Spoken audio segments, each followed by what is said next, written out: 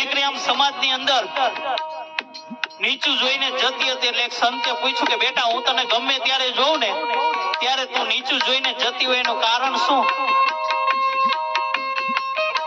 હું તને ગમે ત્યારે જોઉં ત્યારે તું બજારમાં જતી હોય ને તો નીચું જોઈને જ જતી હોય એનું કારણ શું? ત્યારે દીકરીએ કેવો જવાબ આપ્યો ખબર? વડીલો માતાઓ મારી વાત ગમે ને તો વધાવી લેજો.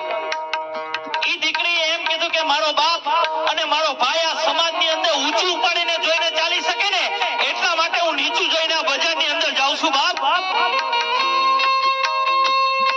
મારો બાપ અને મારો ભાઈ આ સમાજને હોકારા દઈ શકે ને એટલા માટે હું નીચું જોઈને જાઉં છું. એટલે મારી બેનો અવરું પગલું ભરો ને એ પેલા 17 વાર વિચાર કરજો